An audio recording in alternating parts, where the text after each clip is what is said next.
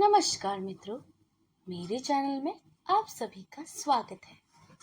आज हम जिस विषय में चर्चा करने जा रहे हैं वह है वैष्णव की फिसलन और इसके रचयिता हैं हरिशंकर परसाई जी और यह एक व्यंग्य कथा है। तो चलिए सुनते हैं आज की कहानी। वैष्णव करोड़पति है, भगवान विष्णु का मंदिर है, जायजत लगी है। भगवान सूदखोरी करते हैं, ब्याज से कर्ज देते हैं। वैष्णव 2 घंटे भगवान विष्णु की पूजा करते हैं, फिर गादी तकिए वाली बैठक में आकर धर्म के धंधे से जोड़ते हैं। धर्म धंधे से जुड़ जाए इसी को योग कहते हैं। कर्ज लेने वाले आते हैं, विष्णु भगवान वे मुनीम हो जाते हैं। कर्ज लेने वाले से दस्तावेज लिखवाते हैं, दस्तावेज लिख दी। रामलाल वल्द श्यामलाल ने भगवान विष्णु वल्द नाम लूल को ऐसा जोकी। वैष्णव बहुत दिनों से विष्णु के पिता के नाम की तलाश है, पर वह मिल नहीं रहा। मिल जाए तो वल्द ठीक हो जाए। वैष्णव के पास नंबर 2 का बहुत पैसा हो गया है, कई एजेंसियां ले रखी हैं, स्टैटिक्स है। जब चाहे माल दबा तब ब्लैक करने लगते हैं, मगर 2 घंटे विष्णु पूजा में कभी नागा नहीं करते। सब प्रभु की कृपा से हो रहा है। उनके प्रभु भी शायद 2 नंबरी हैं, 1 नंबरी होते तो ऐसा नहीं करते। वैष्णव सोचता है, अपार नंबर 2 का पैसा इकट्ठा हो गया है, इसका क्या किया जाए, बढ़ता ही जाता है। प्रभु की लीला है, वही आदेश देंगे कि क्या किया जाए। वैष्णव एक दिन प्रभु की पूजा करने के बाद हाथ जोड़कर प्रार्थना करने लगा। प्रभु, आपके ही आशीर्वाद से मेरे पास इतना सारा 2 नंबर का धन इकट्ठा हो गया है। अब मैं इसका क्या करूं? आप ही रास्ता बताइए, मैं इसका क्या करूं? प्रभु, कष्ट हरो सबका। तभी वैष्णव की शुद्ध आत्मा से आवाज उठी, अधम, माया जुड़ी है तो माया का उपयोग भी सीख। तू एक बड़ा होटल खोल, आजकल होटल बहुत चल रहे हैं। वैष्णव ने प्रभु का आदेश मानकर एक विशाल होटल बनवाई। बहुत अच्छे कमरे, खूबसूरत बाथरूम, नीचे लॉन्ड्री, नाई की दुकान, टैक्सियां, बाहर बढ़िया लॉन, ऊपर टेरेस गार्डन। और वैष्णव ने खूब विज्ञापन करवाया। कमरे का किराया 30 रुपए रखा। फिर वैष्णव के सामने धर्म संकट आया। भोजन कैसा होगा, उसके सलाहकारों से कहा, मैं वैष्णव हूं, शुद्ध शाकाहारी भोजन करवाऊंगा, शुद्ध घी की सब्जी, फल, दाल, रायता, पापड़ वगैरह। बड़े होटल का नाम सुनकर बड़े लोग आने लगे। बड़ी बड़ी कंपनियों के एग्जीक्यूटिव, बड़े अफसर और बड़े सेठ आने लगे। वैष्णव संतुष्ट हुआ, पर फिर वैष्णव ने देखा कि होटल में ठहरने वाले कुछ लोग असंतुष्ट हैं। एक दिन कंपनी का एक एग्जीक्यूटिव बड़े तैश में वैष्णव के पास आया, कहने लगा, इतने महंगे होटल में हम क्या यह घासपत्ती खाने के लिए ठहरते हैं? यहाँ नॉन वेज का इंतजाम क्यों नहीं है? वैष्णव ने जवाब दिया, मैं तो वैष्णव हूँ, मैं गोश्त का इंतजाम अपने होटल में कैसे कर सकता हूँ? उस आदमी ने कहा, वैष्णव हो तो ढाबा खोलो, आधुनिक होटल क्यों खोलते हो? तुम्हारे यहाँ आगे कोई ठहरेगा नहीं। वैष्णव ने कहा, यह धर्म संकट की बात है, मैं प्रभु से पूछूंगा। उस आदमी ने कहा, हम भी बिजनेसमैन हैं, हमें कोई धर्मात्मा नहीं है, ना आप ना मैं। वैष्णव ने कहा, पर मुझे तो यह सब प्रभु विष्णु ने दिया है, मैं वैष्णव धर्म के प्रतिकूल कैसे जा सकता हूँ। मैं प्रभु के सामने नतमस्तक होकर उनका आदेश लूंगा। दूसरे दिन वैष्णव साष्टांग विष्णु के सामने लेट गया। कहने लगा, प्रभु होटल बैठ जाएगा। ठहरने वाले कहते हैं कि हमें यहाँ बहुत तकलीफ होती है। मैंने तो प्रभु वैष्णव भोजन का प्रबंध किया है, पर वे मांस मांगते हैं। अब मैं क्या करूं? वैष्णव की शुद्ध आत्मा से आवाज आई, मूर्ख! गांधी जी से बड़ा वैष्णव इस युग में कौन हुआ है?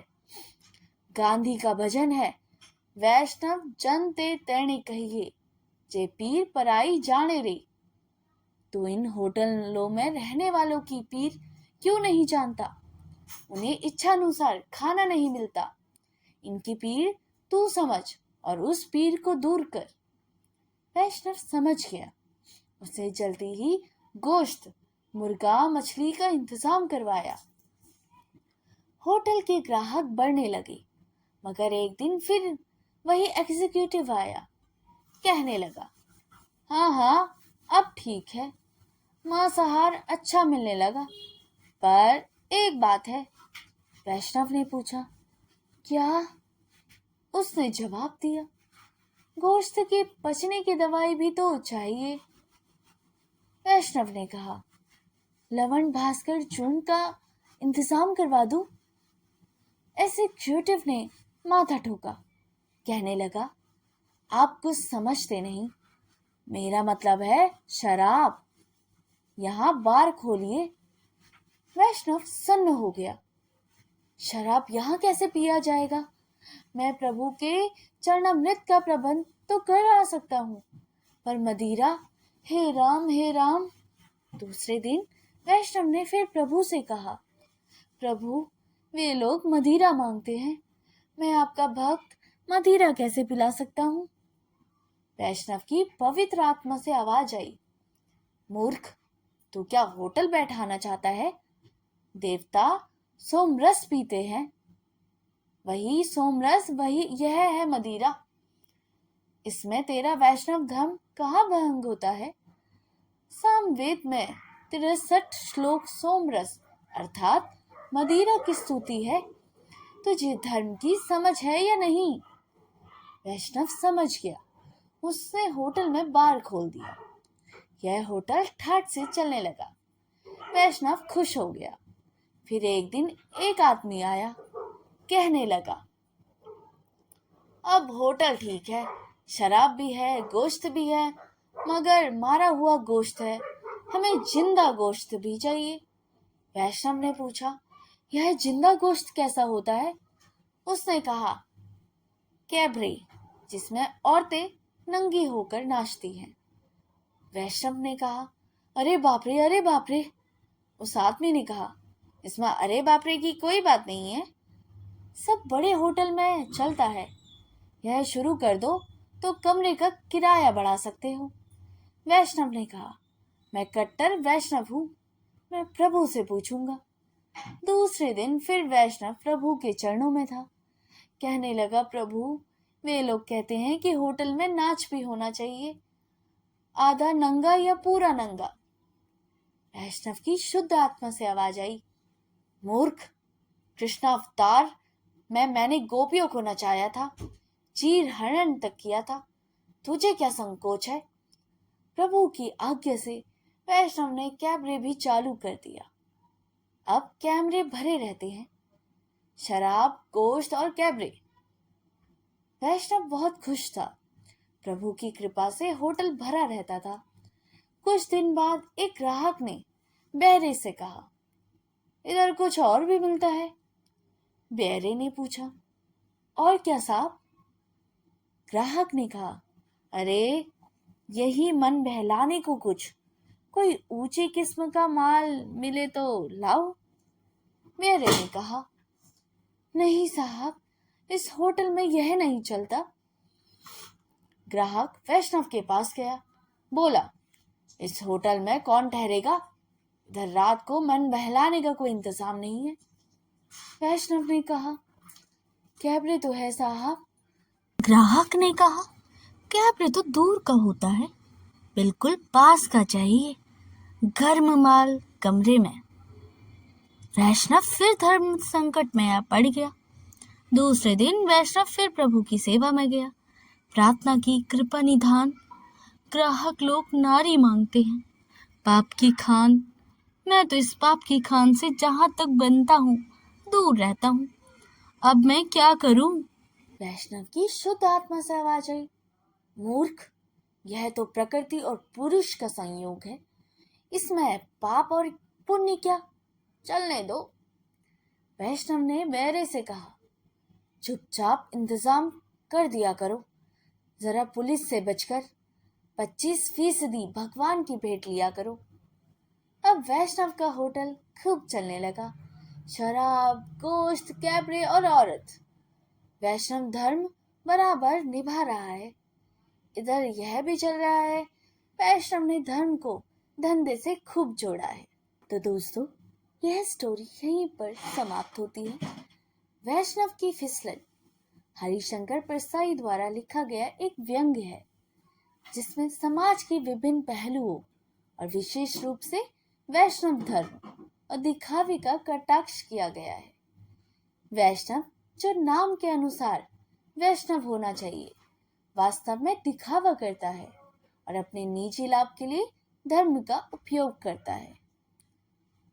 वैष्णव एक ऐसा व्यक्ति है जो अपने को बहुत धार्मिक और वैष्णव मानता है, लेकिन उसकी असलियत कुछ और है। कहानी में दिखाया गया है कि कैसे कुछ लोग धार्मिकता का प्रदर्शन करते हैं, लेकिन उनके कर्म धार्मिकता के विपरीत होते हैं। तो दोस्तों, अगर आपको ये कहानी पसंद आई हो तो इसे लाइक, सब्सक्राइब और शेयर करना ना भूलिएगा। तो मिलते हैं अगली कहानी में, तब तक के लिए धन्यवाद।